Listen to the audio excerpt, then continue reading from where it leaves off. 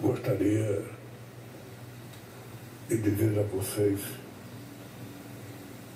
eu já participei na minha vida política de muitas conferências, de muitos atos, mas quero confessar a vocês que eu estou devidamente emocionado de estar participando da 37ª cúpula da União Africana.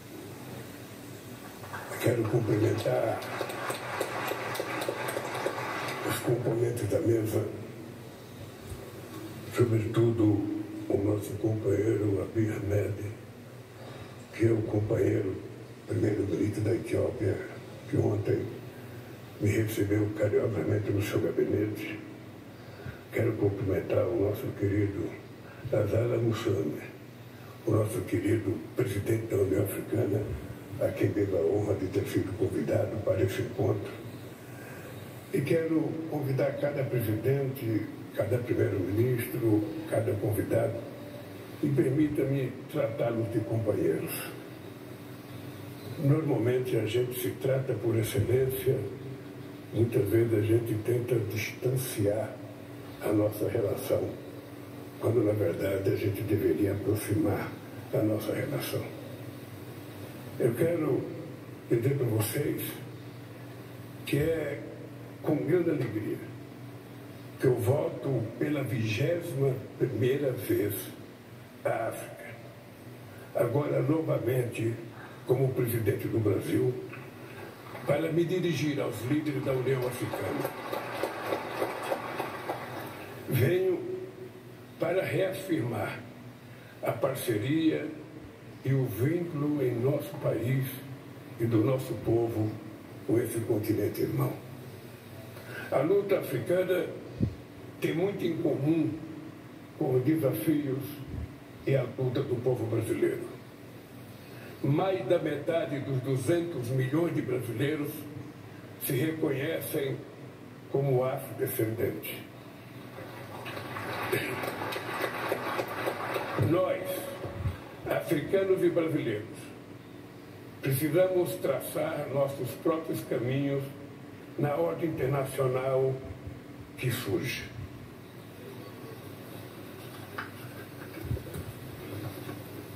Precisamos criar uma nova governança global, capaz de enfrentar os desafios do nosso tempo. Já não vigoram as teses do Estado mínimo. Planejar o desenvolvimento agrícola e industrial voltou a ser parte das políticas públicas em todos os quadrantes. As transições energética e digital demandam incentivo e orientação dos governos. Tentativa de restituir sistema internacional baseado em blocos ideológicos não possui lastro na realidade. A multipolaridade é um componente inexorável e bem-vindo ao século XXI. A consolidação dos BRICS como principal espaço de articulação dos países emergentes é um avanço inegável. Sem os países em desenvolvimento, não será possível a abertura de novo ciclo de expansão mundial que combine crescimento, redução das desigualdades e preservação ambiental com ampliação das liberdades.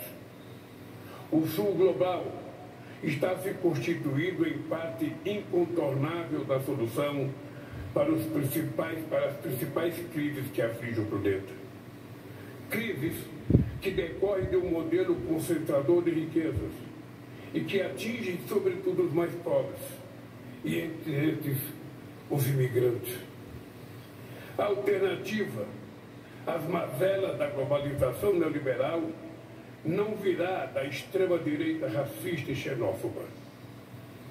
O desenvolvimento não pode continuar sendo o privilégio de poucos. Só um projeto social inclusivo nos permitirá elegir sociedades prósperas, livres, democráticas e soberanas.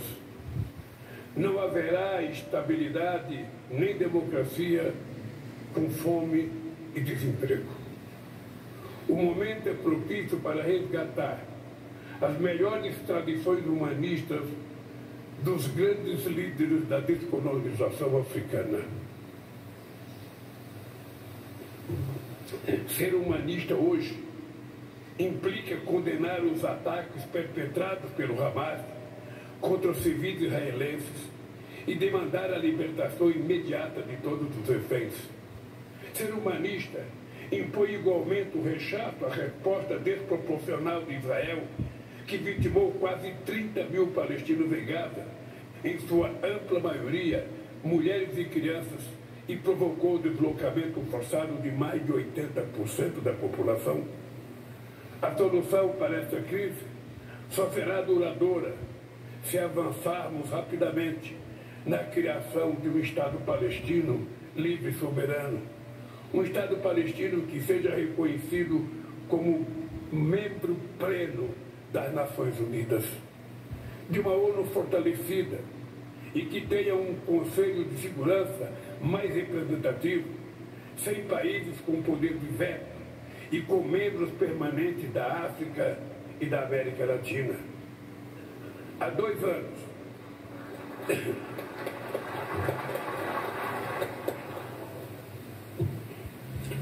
anos, a guerra na Ucrânia escancara a paralisia do Conselho. Além da trágica perda de vidas, suas consequências são sentidas em todo o mundo, no preço dos alimentos e de fertilizantes. Não haverá solução militar para esse conflito. É chegada a hora da política e da diplomacia. Senhoras e senhores, com seus 1 bilhão e 500 milhões de habitantes e seu imenso e rico território, a África tem enormes possibilidades para o futuro. O Brasil quer e precisa crescer junto com a África. O povo brasileiro está recuperando sua soberania política e econômica. Estamos adotando um projeto de transformação ecológica que nos permitirá dar um salto histórico. Estamos resgatando nossa democracia, tornando-a cada vez mais participativa.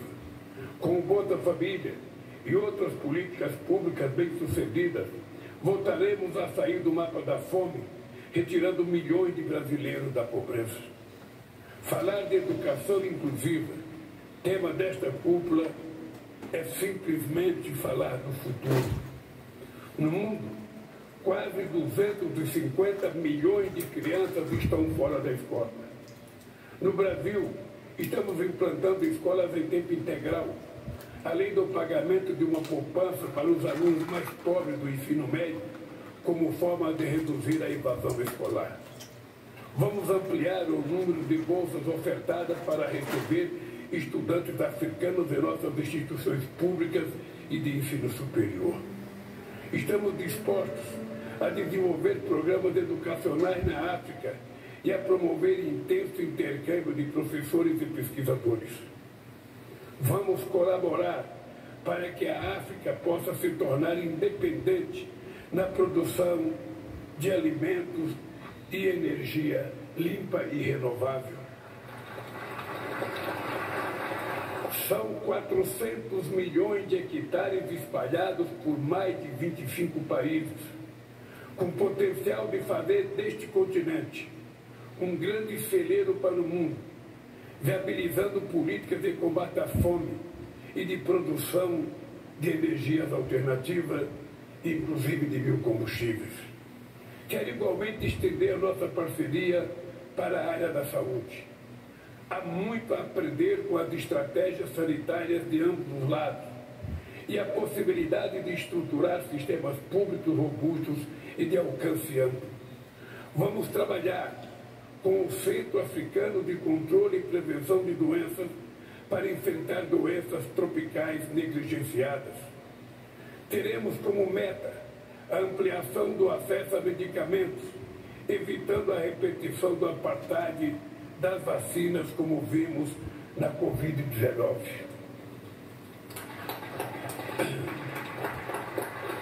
Cuidar também da saúde do planeta é também nossa prioridade. O imperativo de proteger as duas maiores florestas tropicais do mundo, a Amazônia e a do Congo, nos torna protagonistas na agenda climática. Os instrumentos internacionais hoje existentes são insuficientes para recompensar de forma eficaz a proteção das florestas, sua biodiversidade e os povos que vivem, cuidam e dependem desses biomas. Com a recuperação de áreas degradadas, podemos criar um verdadeiro cinturão verde de proteção das florestas do sul global. Em conjunto com parceiros africanos, o Brasil quer desenvolver e construir uma família de satélites para monitorar o desmatamento e a agricultura. Para levar adiante todas essas iniciativas, vamos criar um posto avançado de cooperação junto à União Africana em setores como pesquisa agrícola, saúde, educação, meio ambiente e ciência e tecnologia. Nossa representação diplomática em Addis Abeba contará em breve com funcionários de órgãos governamentais, como a Agência Brasileira de Cooperação, a nossa empresa brasileira de pesquisa na agricultura e o nosso grande Instituto Fiocruz, nossos órgãos de pesquisa e desenvolvimento em agropecuária. Tudo isso para ver se a gente recupera a nossa possibilidade de cooperar com os países africanos. A presença da União Africana como membro pleno do G20 será de grande valia, mas ainda é necessário a inclusão de mais países do continente como membros plenos. Eu descobri uma coisa indescritível. Quando eu fiz uma visita a vários países africanos para tentar conseguir apoio para que o Brasil sediasse as Olimpíadas de 2016, eu descobri uma coisa extraordinária. O que é o poder dos ricos diante dos pobres? Eu descobri que o continente africano, com 54 países, tinha menos delegado no Comitê Internacional das Olimpíadas do que países com 6 milhões de habitantes na Europa. Então é preciso ter em conta que nós precisamos mudar urgentemente a representação dos países em desenvolvimento nos fóruns multilaterais, nas instituições que foram criadas no tempo de Bretton Woods para que a gente pudesse tentar consertar o mundo depois do pós-guerra. Hoje, essas instituições não ajudam mais, pelo contrário, sufocam os países. Por isso, nós temos agendas comuns a defender. É inadmissível que um mundo capaz de gerar riqueza da ordem de 100 trilhões de dólares por ano conviva com fome em mais de 735 milhões de pessoas. Estamos criando no G20 a Aliança Global contra a Fome para impulsionar um conjunto de políticas públicas e mobilizar recursos para o financiamento dessas políticas. Cerca de 60 países, muitos deles na África, estão próximos da insolvência e destinam mais recursos para o pagamento da dívida externa do que para a educação ou para a saúde. Isso reflete o caráter obsoleto das instituições financeiras como o FMI e o Banco Mundial, que muitas vezes agravam crises que deveriam resolver. É preciso buscar soluções para transformar dívidas injustas e impagáveis em ativos concretos, como rodovias, ferrovias, hidrelétricas, parques de energia eólica e solar, produção de hidrogênio verde e rede de transmissão de energia. Precisamos acompanhar passo a passo a evolução dessas novas tecnologias. A inteligência artificial não pode tornar-se monopólio de poucos países e poucas empresas. Não pode também constituir-se em terreno fértil para discursos de ódio e desinformação, além de causar desemprego e reforçar vieses de raça e gênero que atenuam as injustiças e discriminações. O Brasil vai promover a interação do G20 com o painel de alto nível criado pelo secretário-geral da ONU para apoiar a discussão sobre o Pacto Digital Global. Esperamos, com isso, contribuir para uma governança efetiva e multilateral em inteligência artificial e que incorpore planejamento de interesse do Sul Global.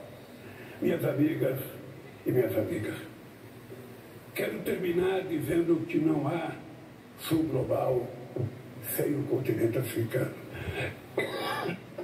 Retomar a aproximação do Brasil com a África é recuperar laços históricos e contribuir para a construção de uma nova ordem mundial mais justa. Permite-nos, sobretudo, somar esforço na superação dos desafios que temos pela frente. Eu queria dizer aos nossos amigos e amigos do continente africano: o Brasil sempre olhou o mundo sem enxergar o continente africano. O Brasil, durante muitos séculos, foi governado olhando para os Estados Unidos da América do Norte, olhando para a Europa, e o Brasil não via nem a América do Sul, que estava nas costas do Brasil e a América Latina, e muito menos via o continente africano. Quando eu assumi a presidência em 2003, eu resolvi fazer com que o Brasil se aproximasse do continente africano, entendendo o que dizia o embaixador brasileiro, o poeta, que dizia que a África e o Brasil faziam fronteiras entre si apenas dividida por um rio chamado Oceano Atlântico. O oceano não é um obstáculo para a nossa aproximação, ele é uma dádiva de Deus para a nossa aproximação. E por isso, não só visitei 20 vezes o continente africano, como abri 19 embaixadas no continente africano, como abrimos fábricas de remédios em Moçambique, como trouxemos a indústria de tecnologia agrícola pagana, e tudo isso acabou. Eu voltei a presidir o país, e quero dizer para vocês, eu voltei e quero contribuir com o continente africano. O Brasil não tem tudo que a gente pensa que tem. O Brasil não tem todo o dinheiro que eu gostaria que tivesse. O Brasil não tem todo o conhecimento científico e tecnológico que eu gostaria que tivesse. O Brasil não tem no mundo a força que eu gostaria que tivesse. Mas o que eu gostaria de terminar minhas palavras é dizendo para vocês, tudo, muito ou pouco, que o Brasil tem, eu quero compartilhar com os países africanos, porque nós temos uma dívida histórica de 300 anos de escravidão. E a única forma de pagar é com solidariedade e com muito amor. Um abraço e muito obrigado.